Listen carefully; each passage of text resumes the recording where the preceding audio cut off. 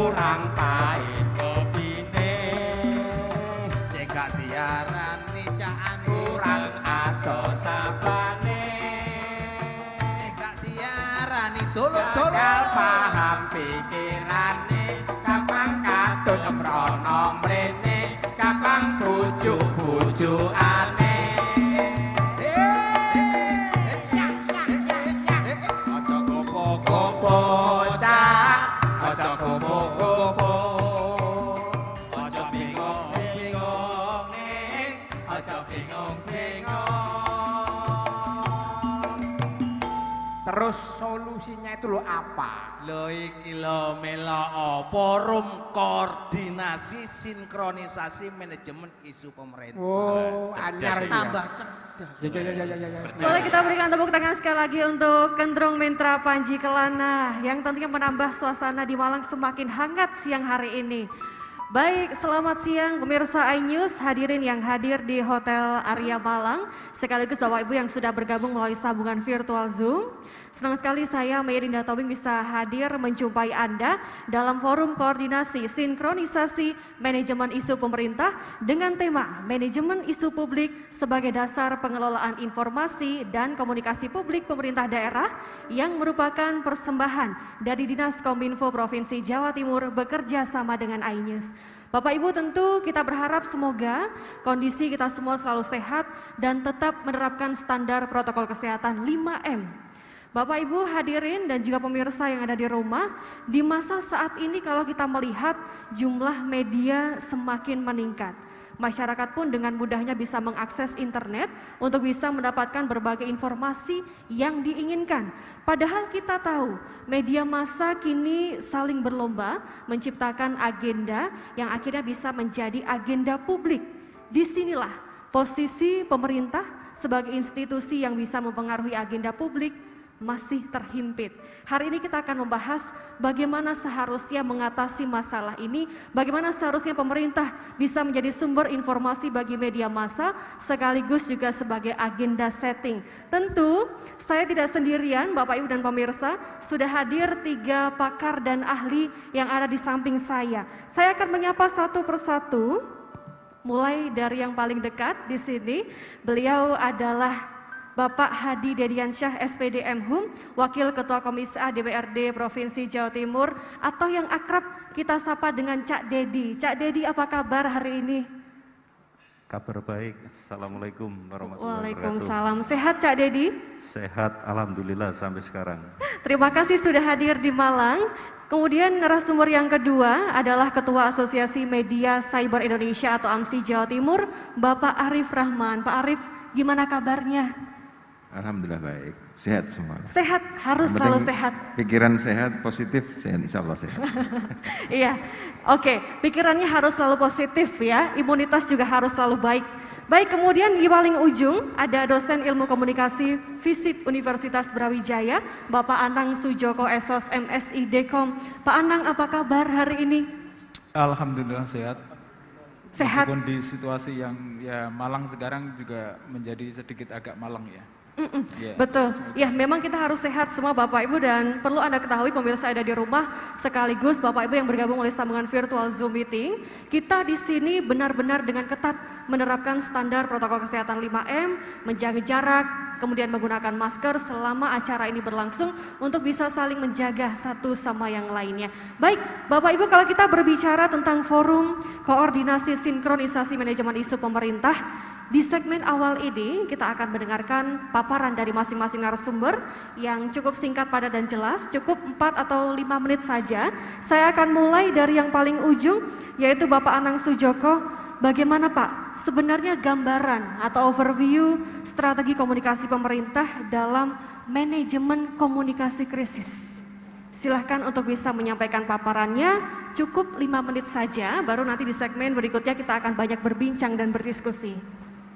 baik, terima kasih. Ya, terkait dengan masalah tema ini, ya waktunya sangat terbatas. Yang pertama, sebagai seorang komunikator atau lembaga yang berfungsi sebagai information source, sumber informasi, yang tadi sempat disinggung oleh Bapak Kepala Dinas, yaitu adanya stakeholder atau pemangku kepentingan yang terkait dengan masalah COVID-19. Yaitu bagaimana semua pihak merasa saat ini kita dalam kondisi krisis. Kita harus pahami dulu, kita harus satu nada, bahwa kita memahami bahwa ini adalah satu krisis. Kalau ini tidak terjadi, maka syarat terjadinya sebuah komunikasi yang efektif, strategi komunikasi seperti apapun itu akan sulit, bukan tidak bisa, akan membutuhkan effort yang luar biasa dan pasti mahal. Nah, oleh karena itu berkaitan dengan masalah bagaimana strategi komunikasi dalam mengatasi manajemen krisis saat ini adalah bagaimana kemudian baik itu pemerintah pusat sampai pemerintah daerah, kemudian Dewan Perwakilan Rakyat dari pusat sampai ke daerah, kemudian dari kementerian hingga ke daerah, tokoh masyarakat, organisasi masyarakat, itu harus satu nada, bahwa we are on the crisis. Itu yang harus dipahamkan dulu. Nah, setelah itu baru kemudian masing-masing pemangku kepentingan ini akan menjalankan fungsi dan perannya sesuai dengan ekspektasinya, sesuai dengan keahliannya. Nah, saya ingin menyoroti terkait dengan strategi komunikasi pemerintah. Sebuah komunikasi publik yang efektif itu paling tidak ada beberapa syarat. Yang pertama, ketika saya katakan ada elemen komunikasi komunikator, maka salah satu syaratnya adalah credibility atau integritas. Bahwa pemerintah itu yang menyampaikan ke publik dengan kemampuan ada, dia harus kredibel. Bahwa dia memang expert di bidangnya. Kemudian dari kredibilitas itu memang dibangun oleh keahlian. Jadi jangan sampai misalkan orang yang menangani COVID itu adalah bukan ahlinya kesehatan, bukan ahli COVID. Orang yang menyampaikan informasi bukan orang yang paham tentang how to deliver message to public. Jangan sampai semacam itu. Kalau orang yang menyampaikan saja itu tidak paham bagaimana berkomunikasi publik, ya sebaik apapun strategi yang di bawah, belum tentu nanti akan membangkitkan partisipasi publik. Kemudian juga terkait masalah integritas. Integritas yang di sini adalah keteladanan dalam berkomunikasi.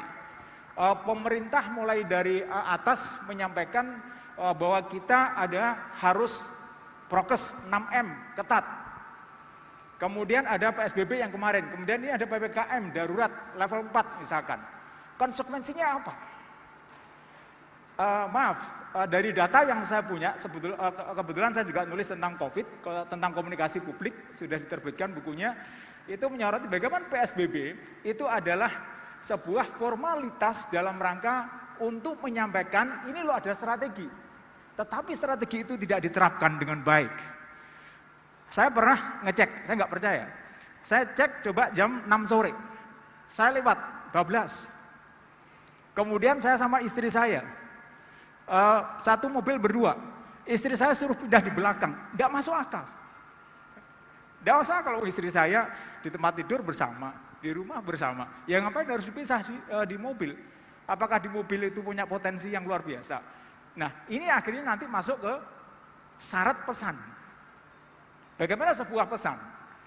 Pesan itu harus masuk akal berdasarkan norma, tradisi. Gunakan pendekatan budaya.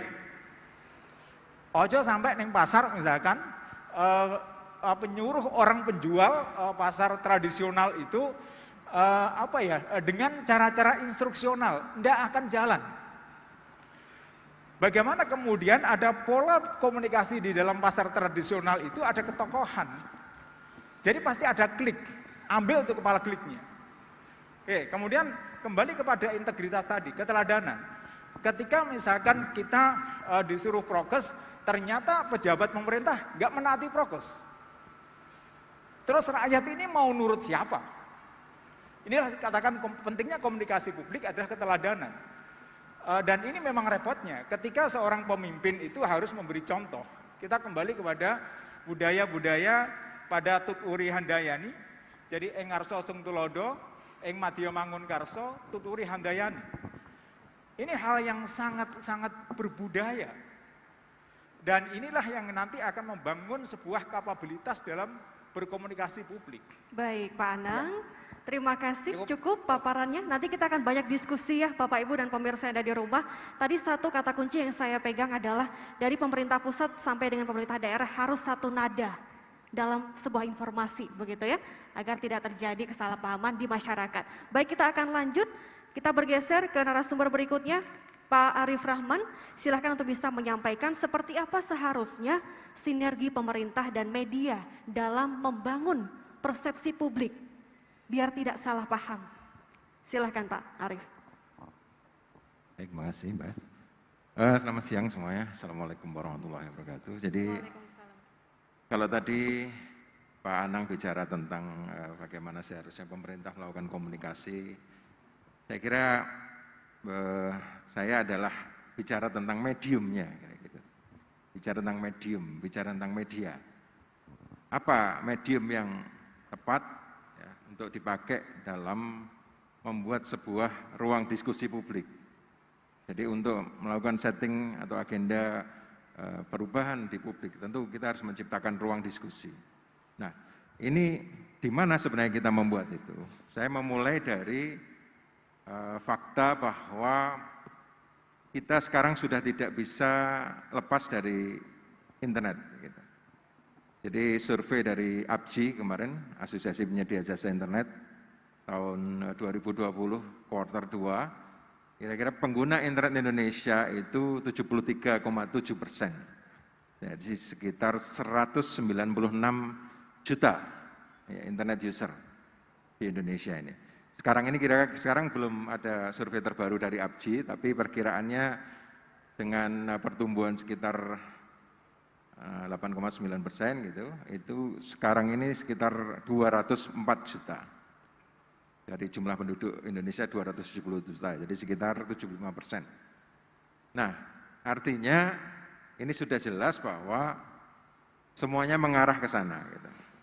Masyarakat kita ini kemarin dari Hotsuite sudah merilis bahwa tahun 2019 ketika mulai pandemi itu orang menghabiskan waktu mengakses internet 7 jam 59 menit atau 8 jam. Sekarang ini sudah naik hampir 9 jam, jadi 8 jam 52 menit. Kebanyakan untuk chatting, ya, kemudian untuk jejaring sosial, baru kemudian untuk shopping. Karena ini fenomena e-commerce selama pandemi ini meningkat luar biasa. Ada sekitar 70% pengguna e-commerce baru di Indonesia ini. Dan kelihatannya akan bertahan karena situasi masih seperti ini. Mal-mal masih tidak pasti dan juga sepi sekarang begitu. Orang memilih untuk tidak datang ke space tapi lebih ke screen. Gitu. Nah, karena itulah ini menjadi sebuah, saya kira, disrupsi digital begitu. Karena sekarang ini orang mulai bangun tidur sampai mau tidur itu yang dipegang kira-kira apa, Pak? Istrinya atau HP-nya, Pak? ya pasti HP-nya. Ini survei membuktikan seperti itu. Jadi orang mulai bangun tidur, minum kopi, sarapan, itu sebagian besar yang dipegang adalah handphonenya. Apalagi anak-anak sekarang, generasi milenial, generasi Z, itu pasti handphone. Nah, inilah yang kemudian pasti merubah landscape medium penyampaian informasi atau medium komunikasi. Karena ya TV masih menjadi, kalau dalam harian kira-kira masih dilihat sekitar 2-3 jam begitu. Tapi sisanya orang lihat gadget.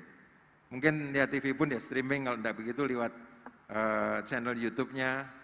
Ya, yang lain orang lebih mungkin banyak tadi untuk media sosial. Nah, ini yang membuat saya kira harus dipertimbangkan bagaimana supaya saya kira pemerintah kabupaten kota, pemerintah provinsi punya sebuah agenda besar bagaimana kemudian apa yang sudah dikerjakan sampai kepada publik. Atau juga ingin bahwa ada sebuah, katakanlah dalam kata kutip propaganda begitu, yang ingin publik ada perubahan dalam konteks misalnya COVID ini. Nah, bagaimana kemudian mendapatkan respon yang terbesar, respon yang positif dari publik begitu, sehingga terjadi sebuah perubahan perilaku.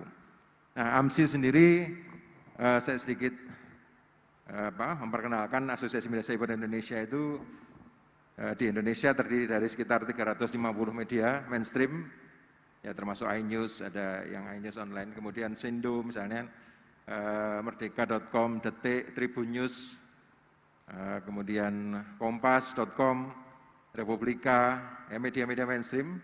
Kalau di Surabaya, jawapos.com, kemudian Suara Surabaya, media saya lensaindonesia.com, kemudian Tribun Jatim, Surya, media-media mainstream itu yang menjadi anggota Asosiasi Media Cyber Indonesia. Nah, kami ini berupaya sebenarnya bagaimana menjaga ruang publik yang sekarang sudah digitalisasi semua itu bersih dari sampah-sampah digital. Gitu. Dan kita ingin bahwa memang pengelola media harus profesional. Pengelola media ini yang online ini kalau data Dewan Pers Pak itu 43.000 lebih, hampir 44.000 media online. Ya, nah inilah baik. yang kami AMSI ingin kemudian mereka menjadi profesional. Iya, artinya Pak Arief memang media yang tepat itu yang paling utama dalam penyampaian sebuah informasi. Ya. Kita akan kupas lebih detail nanti begitu ya dengan diskusi. Kita akan lanjutkan mendengarkan paparan singkat bagaimana seputar komunikasi kebijakan agenda pemerintah daerah yang akan disampaikan oleh Cak Dedi. Silahkan Cak Dedi. Terima kasih.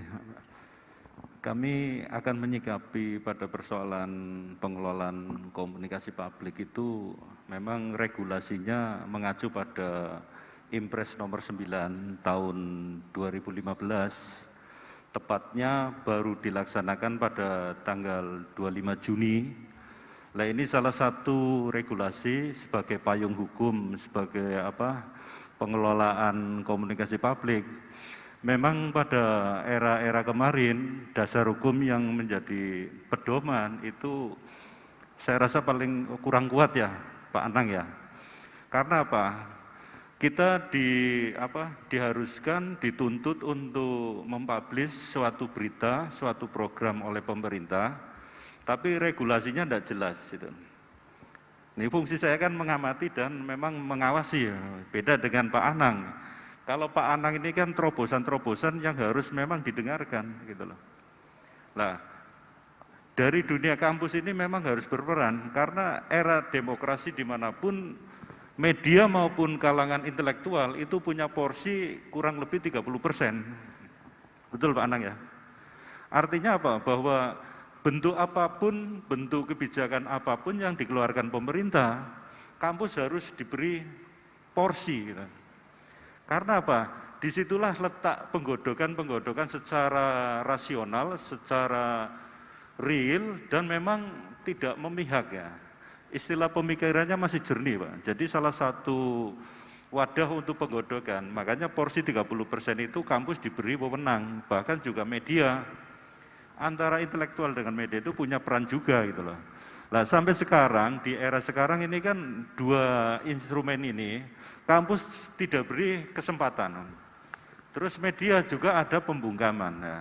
Nah, untuk mengacu program-program pemerintah, mestinya semua stakeholder dilibatkan. Karena apa? Biar sistem informasi yang dikeluarkan oleh pemerintah sampai ke publik itu secara fair. Gitu. Tidak ada tekanan gitu.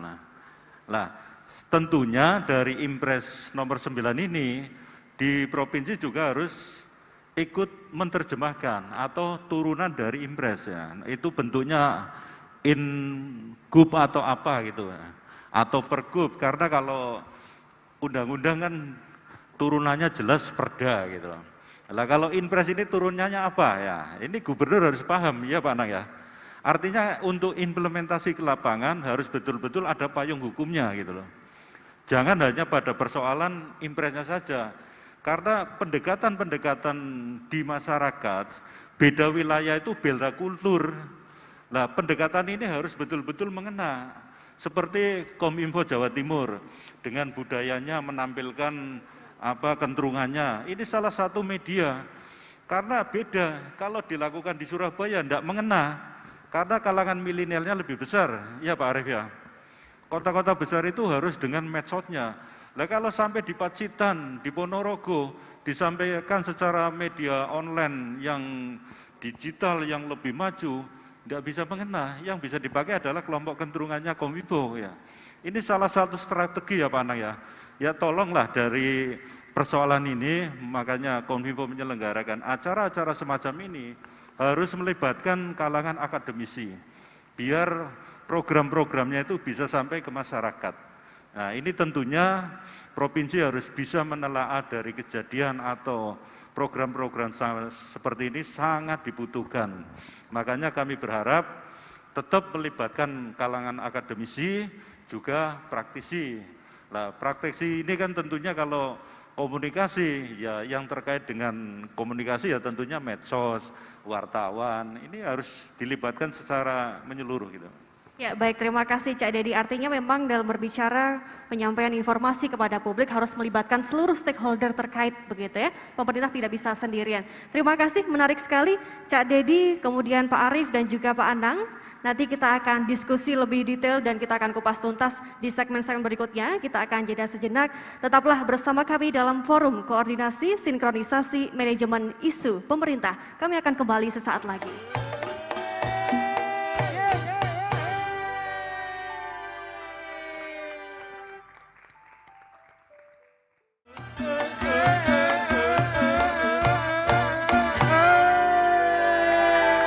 Baik, terima kasih Anda kembali menyaksikan Forum Koordinasi Sinkronisasi Manajemen Isu Pemerintah yang merupakan persembahan Dinas Kominfo Provinsi Jawa Timur bekerja sama dengan iNews. Bapak Ibu hadirin dan juga pemirsa yang ada di rumah, menarik sekali ketika kita sudah melihat paparan dari masing-masing narasumber sesuai dengan expertnya masing-masing.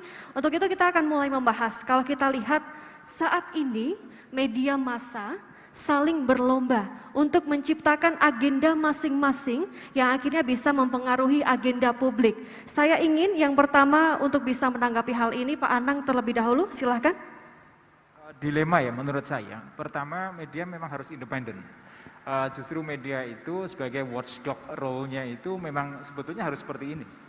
Biarkan mereka, karena itu sudah tugas mereka. Sekarang yang paling penting adalah kemudian bagaimana pemerintah itu mempunyai keistiqomahan ya, dalam membangun sebuah opini. Bagaimana kemudian membangun opini itu? Kalau kita dalam di komunikasi itu ada teori kultivasi. Jadi harus konsisten dan terus menerus. Nah kemudian suplai media itu, teman-teman media, itu dengan informasi yang cepat, reguler, dan free. Kasih mereka akses. Media itu butuh berita. Media itu butuh untuk hidup. Salah satu kehidupannya itu adalah informasi. Nah, kemudian bagaimana teman-teman pemerintah termasuk Cak Dedi mulai dari itu pentaholiknya itu semuanya create something new to let people know. Jadi buatlah informasi yang baru dan itu menarik untuk dikonsumsi publik. Bagaimana caranya? Ya pemilihan diksi, kemudian bagaimana kemudian media itu juga secara kreatif mengambil sisi-sisi penting. Jangan bercerita korban COVID sekian, nothing. Apa terus fungsinya? Mereka delok angka. Sekarang statistik nggak akan ada nilainya. Yang ada adalah sekarang bagaimana kemudian buka ini mindset bahwa setiap masyarakat harus berkontribusi secara aktif untuk menghalangi penyebaran ini. Sehingga yang terjadi adalah media biarkan semacam itu. Tetapi tugas pemerintah mulai dari pusat sampai daerah, organisasi masyarakat, teman-teman dewan adalah menyuplai informasi yang akurat, menarik, dan baru. Ini, jadi harus kerjasama semacam ini. Saya kira itu. Jadi artinya memang selama ini antara media massa yang ada dengan pemerintah, apakah kolaborasinya masih belum maksimal, Pak Anang? Dari data riset saya mengatakan bahwa satu, Satgas COVID, kemudian humas rumah sakit, itu sulit memberi informasi. Ini pengakuan dari para wartawan di Malang ya. Kemudian ada tingkat kehati-hatian sehingga ketika memberi informasi sifatnya adalah flat, datar. Jadi contoh misalkan bahwa hari ini korban COVID sekian, angka sekian, ketersediaan bed rumah sakit sekian. Enggak, bukan itu. Itu biarkan itu adalah yang bekerja adalah pemerintah secara internal. Yang dibutuhkan masyarakat bukan itu. Yang dibutuhkan masyarakat adalah bagaimana kepastian pemerintah, transparansi pemerintah untuk menyelesaikan masalah ini. rencananya apa sih sebetulnya itu? Itu yang menjamin ketenangan masyarakat itu. Jadi memang yang dibutuhkan adalah solusi begitu ya untuk masyarakat yang menenangkan mereka. Itu harus lebih diutamakan atau diprioritaskan. Baik, terima kasih Pak Anang. Saya akan bergeser ke Pak Arief. Menanggapi apa yang saya tanyakan tadi Pak, bahwa memang saat ini media massa ini kan saling berlomba, menciptakan agenda sendiri. Apakah selama ini kolaborasi antara pemerintah dengan media massa masih kurang atau seharusnya seperti apa? Apa yang perlu diperbaiki? Yang pertama ini ya, jadi saya sepakat bahwa pemerintah perlu membuka ruang yang seluas-luasnya sebenarnya kepada media dari untuk mengakses informasi, mengakses data. Sebenarnya juga sekarang ini sudah muncul tren baru adalah jurnalisme data. Jadi banyak beberapa media online itu basisnya mengolah data menjadi informasi yang menarik. Nah sebenarnya ini yang belum dimiliki oleh teman-teman dari pemerintah. Ya biasanya menyampaikan informasinya yang statistically itu ya as it is gitu ya, seperti apa adanya. Nah sebenarnya kalau kemudian itu bisa diolah dalam sebuah, biasanya kalau teman-teman yang sudah bergerak di jurnalisme data, itu selain dibuat infografis, videografis begitu, itu juga diolah menjadi sebuah analisa. Dianalisa dari situ sebenarnya apa yang bisa diambil oleh people, diambil oleh publik begitu, dari data-data itu. Misalnya soal ketersediaan bed occupancy rate di rumah sakit, ya sekarang sudah 80, 90 bahkan sudah penuh ya, IGD kemudian sampai antri semua. Nah ini sebenarnya yang perlu disampaikan pemerintah bukan hanya fakta itu, ya, tetapi ini bisa kemudian ada angle lain yang masyarakat itu melihat bahwa COVID-19 ini menjadi problem bersama, menjadi satu masalah yang harus kita selesaikan secara kolaboratif, secara gotong royong. Intinya kan harus ke sana. Nah inilah yang perlu kemudian ditekankan oleh pemerintah, oleh government, tidak hanya dengan data-data itu saja, gitu. Tapi teman-teman di AMSI ya, itu sudah bergerak ke sana, bahwa jurnalisme data ini sebenarnya sangat menarik, karena sekarang ini sumber yang sangat berharga itu sebenarnya data.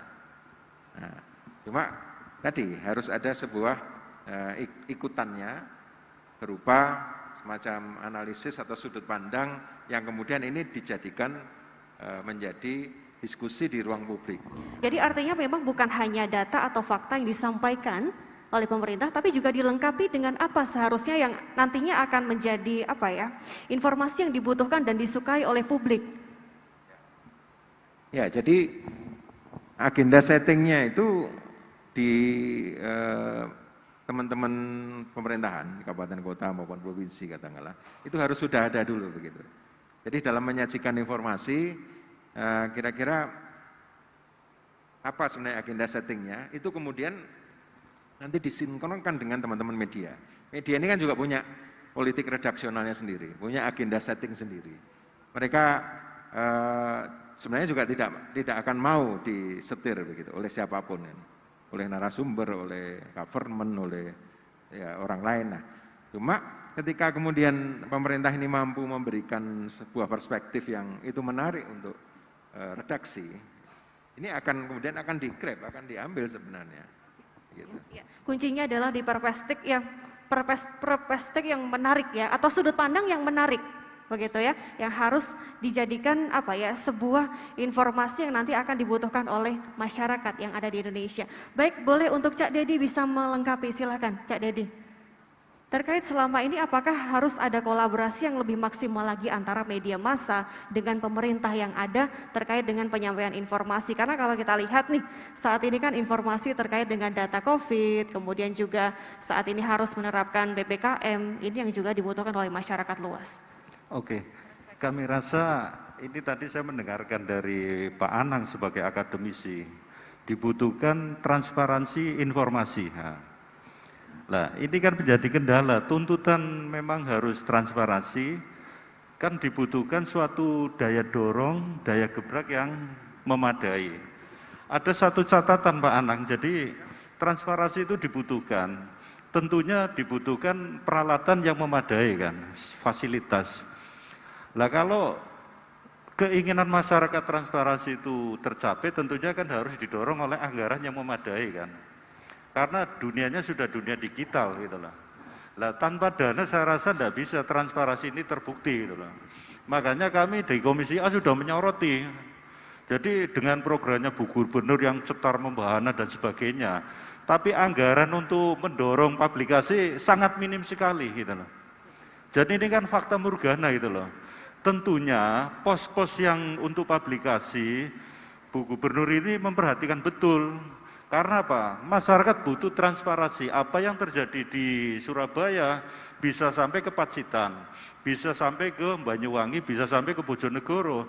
Nah, kalau fasilitasnya tidak memenuhi syarat, mana mungkin transparansi ini akan sampai ke mereka. Nah, tentunya nanti pemerintah provinsi harus betul-betul anggaran yang disiapkan untuk publikasi itu betul-betul memenuhi persyaratan untuk menjangkau semua wilayah yang ada di ujung-ujung Jawa Timur. Ini yang pertama. Terus yang kedua menyikapi dengan Mas Arief. Nah, ini kan banyak kasus tentang media sosial, terutama di medsos itu yang ada di Facebook dan sebagainya.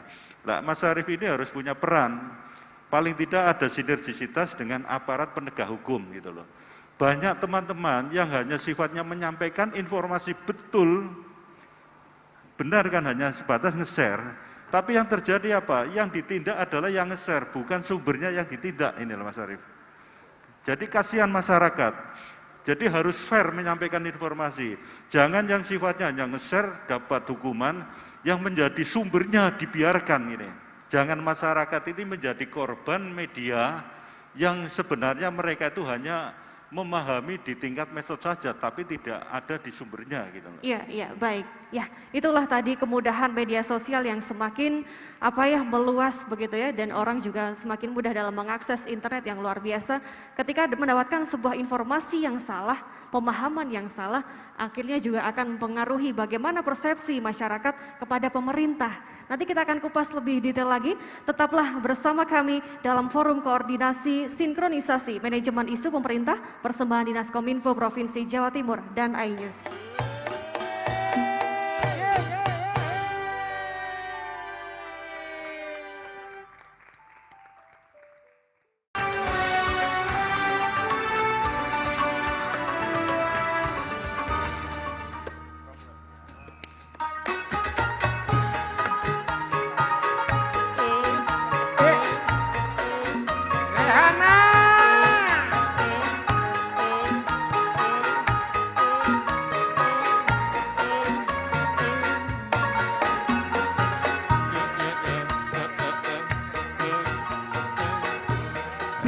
Rehana lare ko ayu temenan, kulite yo kuning langsep, alise nanggal sepisan.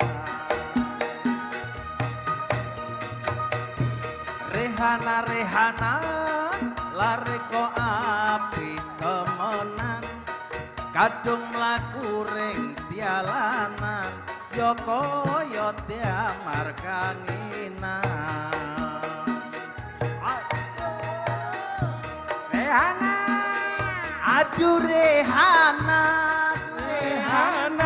Surya sing kuat, Surya sing kuat.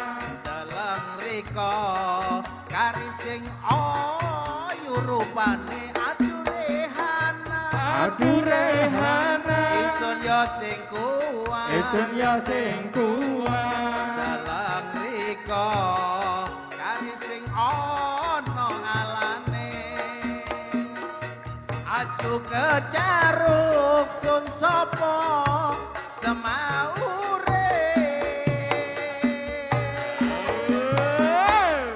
Pemirsa yang ada di rumah, Bapak Ibu hadirin yang ada di Hotel Arya Kota Malang, sekaligus saya juga menyapa Bapak Ibu partisipan yang tersambung melalui sambungan virtual Zoom meeting.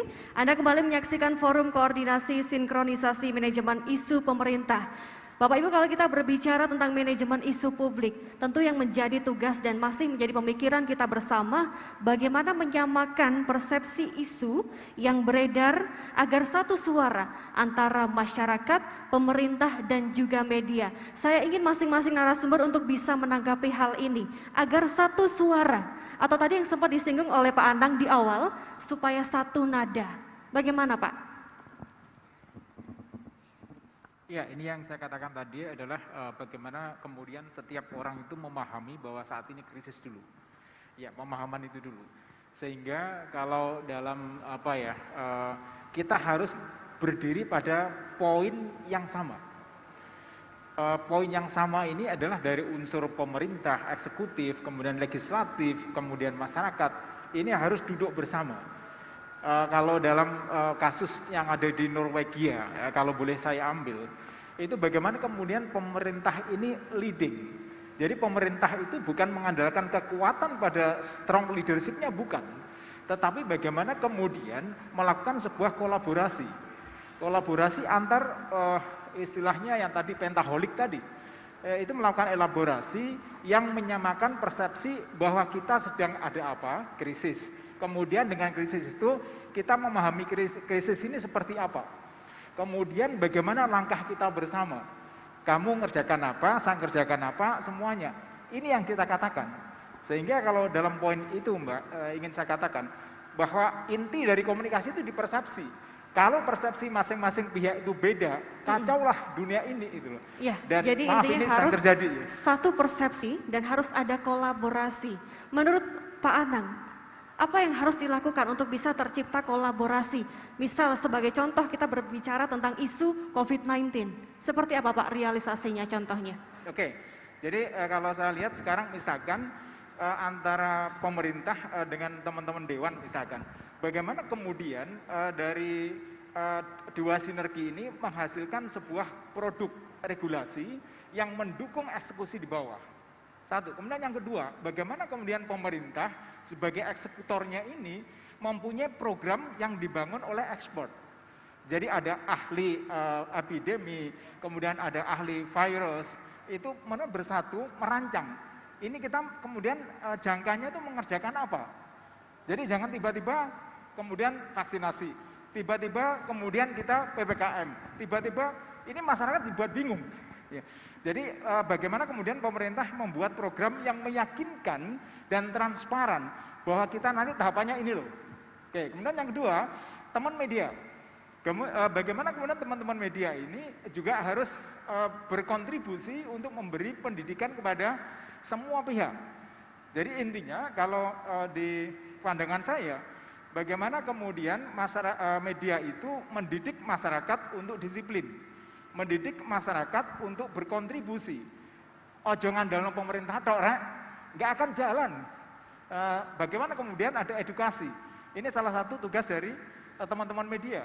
Nah, edukasi ini yang dimaksud di sini yang adalah bisa jadi adalah juga ada punishment yang harus diterapkan, ada aturan, ada punishment. Ya. Itu edukasi. Baik Pak Anang, program pemerintah yang meyakinkan dan transparan, ini yang dibutuhkan oleh publik. Kemudian tadi juga Bapak sempat menyinggung masalah media harus bisa memberikan edukasi kepada masyarakat. Saya mau bergeser kepada Pak Arief, kira-kira seperti apa Pak bentuk yang bisa dilakukan untuk bisa melengkapi bahwa media juga harus memberikan edukasi kepada masyarakat agar tercipta satu persepsi yang sama antara pemerintah, masyarakat, dan juga media?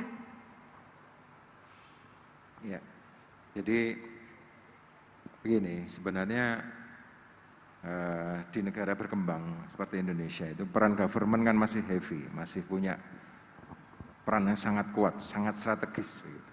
Sehingga sebenarnya poros utama penggerak itu apalagi di daerah itu masih pemerintah. Tentu bersama dewan sebenarnya. Ini harus punya satu visi bersama dulu. Baru kemudian ketika menggerakkan itu bagaimana pemerintah itu mendapat trust dari publik. Ya, semua tentang persepsi tentu saja. Jadi dalam politik, dalam pemerintahan, dalam kekuasaan itu persepsi is everything. Public opinion is everything, seperti kata Abraham Lincoln. Jadi bagaimana untuk kemudian persepsi publik bahwa government ini terpercaya, government ini transparan, government ini akuntabel, itu yang harus tersampaikan ke publik. Nah inilah sebenarnya peran media memang. Karena begini, sekarang ini eranya era information bombing. Informasi itu banjir, nggak karu-karuan. Nah ini adalah karena peran media sosial. Akun Facebook aja di Indonesia ini sekarang 140 juta yang aktif. Instagram hampir 100 juta. Kemudian YouTube, pengguna YouTube sekitar 93 juta dengan 2.500 kanal. Nah, TV aja cuma berapa? YouTube bisa segitu di Indonesia. Nah, sehingga kemudian sebenarnya ketika juga ada banjir informasi yang di situ juga membawa banyak sampah-sampah, membawa banyak berita hoax, berita bohong, publik juga butuh sumber informasi, sumber berita yang kredibel. Dan itu hanya bisa dilakukan sebenarnya oleh pers, oleh media. Karena dalam pers itu ada verifikasi, ada akurasi. Jadi di pers itu pasti harus verifikasi, dan verifikasi. Sehingga yang bisa terpercaya sebenarnya adalah media atau pers dalam hal ini. Nah, tinggal sebenarnya kan mencari formula untuk bersinergi sebenarnya. Kalau saya lihat di Banyuwangi, misalkan ada dari Banyuwangi ini, ada Kominfo, ada yang datang mungkin. Itu sebenarnya juga government yang masih menggerakkan semua untuk kemudian akhirnya ada partisipasi dari publik atau partisipasi dari stakeholder yang kemudian disebut pentahelix itu. Nah, sejak awal government memang sangat merangkul media. Bahkan yang seperti disampaikan tokoh PWI misalnya di Banyuwangi menyampaikan, jadi foto-foto itu disiapkan yang bagus, video juga begitu, sehingga teman-teman media itu diberi kemudahan, akses informasi juga seluas-luasnya. Dan juga para pemimpin media itu juga sering diundang ke sana. Nah, sehingga kalau pemimpin medianya diundang, biasanya wartawannya juga ngikut, fotografernya ngikut, mereka kemudian secara otomatis juga semakin banyak memberitakan. Iya, tapi kalau menurut Mas Arief sendiri, apa yang seharusnya menjadi formula yang paling efektif untuk menjadikan kerjasama antara dengan pemerintah dengan media? Yang lebih efektif lagi bagaimana? Padahal sebenarnya selama ini pemerintah juga sudah merangkul kawan-kawan media untuk bisa menyamakan persepsi. Ya berkaca dari pengalaman kemarin sebenarnya di Satgas COVID-19 Nasional dengan Pak Doni Monardo itu, teman-teman media secara nasional di daerah juga beberapa, memang tidak terlalu banyak karena terkendala biaya, itu memang ada sebuah kerjasama sebenarnya. Ya kerjasama sebenarnya tetap yang tidak mengikat dalam arti begini, biasanya kan kalau sudah kerjasama kemudian kita tidak boleh mengkritisi, ya itu mesti teman-teman juga keberatan. Tetapi kerjasama ini dalam arti media itu betul-betul juga menjadi sarana, menjadi wadah untuk menjangkau publik. Dan apalagi memang yang sebenarnya punya tadi, ya, yang dipercaya oleh publik ketika begitu banyak berita yang tidak karuan tetap media. Nah, media inilah yang kemudian saya kira perlu dirangkul dengan sebuah formula kerjasama yang tetap tentu butuh support support pembiayaan, support dana yang cukup, ya. Apalagi sebenarnya di era sekarang ya media butuh itu gitu. Masih dalam situasi pandemi. Baik, ini. terima kasih Pak Arief. Tadi juga Pak Arief sempat menyebutkan bahwa memang masyarakat butuh berita yang memang harus kredibel. Selain kredibel juga harus berimbang. Nah, saya mau bergeser kepada Cak Dedi. Cak Dedi untuk bisa melengkapi dan juga menambahkan kira-kira dari sekian banyak yang sudah kita bahas terkait juga dengan regulasi, terkait kebijakan dan juga dukungan yang sekiranya bisa dilakukan. Karena sebenarnya kalau kita melihat teman-teman media adalah perpanjangan tangan dari pemerintah yang seharusnya perannya membantu pemerintah untuk bisa menyampaikan informasi kepada publik. Silahkan Cak Dedi. Ya, kami rasa ya memang harus ada kolaborasi apa yang disampaikan Pak Anang tadi, bahwa apa regulasi apapun dalam bentuk apapun, karena bagian dari kemitraan adalah termasuk kalangan akademisi, kami ingin berkeinginan, saya sangat merindukan sekali dengan dunia kampus, yang mana dulu pernah istilahnya pendidikan penggodongan politik atau kebijakan itu kampus yang pertama menggagas. Tapi pada era ini kampus itu menutup diri atau memang tidak punya pintu. Gitu. Nah, kami berharap kolaborasi ini dibangun lagi. Jadi, misalkan saya bagian dari legislatif, tolong diundang ke kampus. Ada apa dengan Indonesia sekarang? Nah, kita bicarakan di kampus yang sifatnya netral gitu. Jadi di situ ada netralitas itu, Pak Anang. Kan selama ini kampus menutup diri atau memang tidak punya pintu. Nah, ya era-era digitalisasi ini, ayolah kita buka lagi pintunya. Biar apa yang terjadi kita bisa bicarakan di kampus ya. Karena kampus ini kan tempat netral ya. Nah, kemudian kolaborasi pemerintah dengan media ini juga harus dilakukan. Karena apa? Jangan hanya menyiarkan berita-berita kepentingan pemerintah saja, tapi kan otokritik kan juga harus muncul. Iya Pak Arif ya. Karena apa? Kalau pemerintah anti kritik, akhirnya apa? Ya tidak ada transparansi publik ya. Ya, baik. Intinya adalah terjalin kolaborasi yang lebih baik lagi, begitu ya.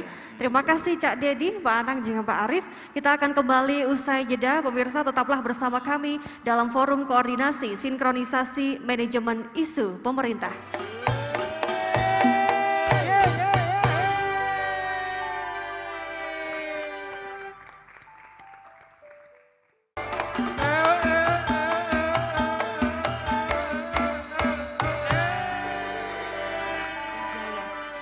Terakhir ini kita akan berikan kesempatan untuk penanya yang hadir langsung di Hotel Arya Kota Malang.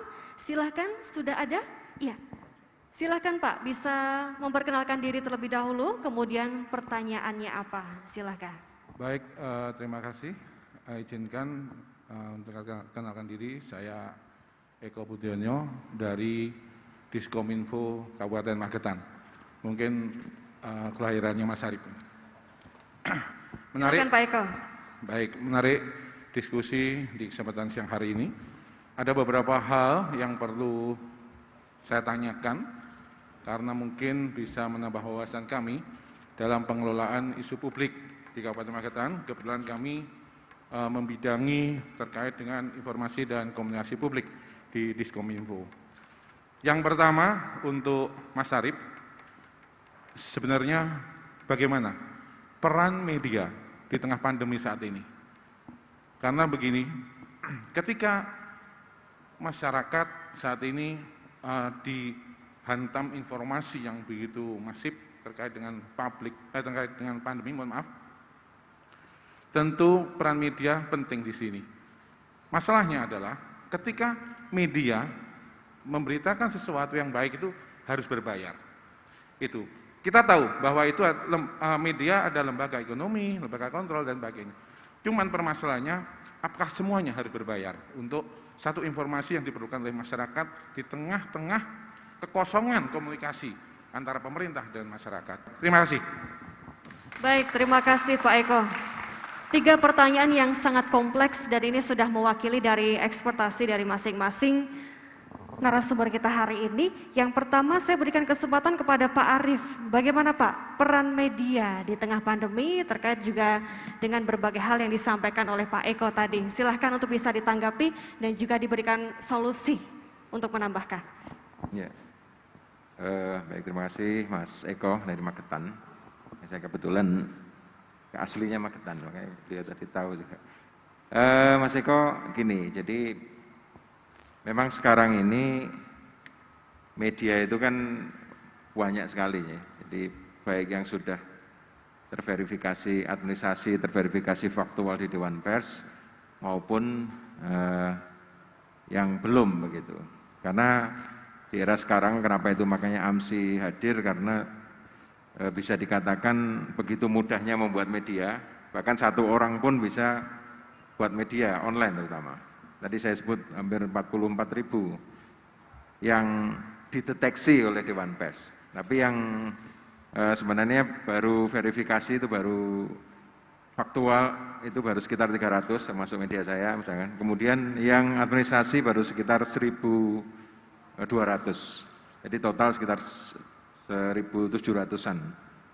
Itu yang sudah terverifikasi administrasi dan faktual. Artinya memang media juga tidak bisa disamaratakan begitu, mana media yang punya kredibilitas, mana yang tidak, mana yang mungkin sekedar mencari sensasi atau katakanlah juga banyak juga yang di daerah-daerah misalnya kesannya hanya apa ya, tadi mungkin yang muncul kalau tidak berbayar, tidak diberitakan secara positif gitu. Padahal sebenarnya ya media ini kan punya banyak dimensi begitu. Yang memberikan informasi, yang memberikan pendidikan, ya kemudian tetap kemudian sebagai kontrol sosial. Artinya semua peran ini pasti harus kita berikan porsi begitu. Kita tidak mungkin menghilangkan salah satunya. Sehingga kalau memang ada berita katakanlah yang positif yang ini, itu juga tetap diberitakan. Banyak teman-teman anggota AMSI itu yang sudah mengembangkan jurnalisme positif. Jadi yang dimuat justru yang sisi positifnya. Supaya apa? Juga masyarakat kemudian mampu juga berkontribusi secara positif.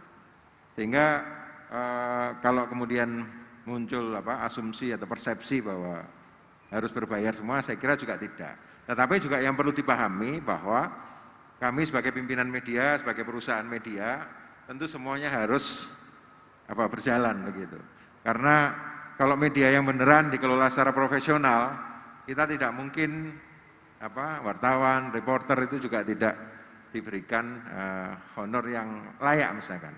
Nah ini tentu harus juga sama-sama dipahami sehingga kemudian muncul keseimbangan. Saya sangat paham bahwa memang di Diskominfo provinsi maupun kabupaten kota anggaran sangat terbatas. Sementara media tadi cukup banyak, kadang juga bingung memilah-milah. Makanya mungkin nanti ke depan silahkan untuk terkait media online atau media cyber bisa ini komunikasi atau koordinasi dengan kami sehingga mana-mana media yang sebenarnya menjalankan fungsi jurnalistiknya dengan tepat, kemudian juga dikelola secara profesional itu akan bisa tahu begitu. Iya, baik. Terima kasih Pak Arief. Apalagi teman-teman jurnalis, teman-teman media juga mempunyai kode etik jurnalistik yang harus dipahami dan juga harus dipatuhi. Kemudian saya akan berlanjut bergeser ke Pak Anang terlebih dahulu terkait dengan pertanyaan tadi. Bagaimana selaku akademisi bentuk kontribusi yang dilakukan untuk bisa mendukung manajemen isu pemerintah sekaligus juga treatment yang tepat bagaimana? Ya, yang pertama pada saat awal COVID masuk di Indonesia, terutama di Malang, langkah pertama yang kita lakukan adalah mengamankan mahasiswa. Jadi kebijakan pada saat itu langsung adalah yang pertama menahan mahasiswa untuk tidak keluar kota dulu. Kemudian kita ciptakan namanya Virtual Learning Management. Kita punya VLM. Jadi mahasiswa tidak boleh di kampus. Jadi harus stay dalam kos-kosan. Bahkan bagi mereka yang kos tetapi tidak memiliki cukup uang, jadi mahasiswa bidik misi terutama, itu kita suplai. Jadi itu urusannya dari WR3. Jadi pada saat itu saya menjadi WD2 baru selesai. Kemudian pembelajaran daring secara penuh dan kita mulai untuk pendampingan kampung tangguh. Jadi kalau Bapak Ibu tahu sekarang ini, yang sekarang ada Semeru Kampung Tangguh, itu kita inisiasi Pak.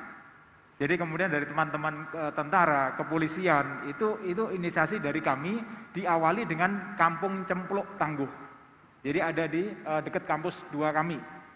Kemudian kami juga dengan tenaga ahli kita yang punya dari ahli kimia, kemudian dari kedokteran, kita menciptakan disinfektan. Dan itu diberikan secara gratis ke fasilitas umum. Jadi kita semprot fasilitas umum di sekitar UB dan masyarakat yang membutuhkan. Kita alokasikan semuanya. Dan kemudian perjalanan selanjutnya adalah kita melakukan riset. Nah, riset inilah yang sebetulnya mungkin perlu ada jembatan. Jadi kita mulai riset dari masalah psikologis, masalah komunikasi, kemudian masalah perekonomian. Kita ada semuanya.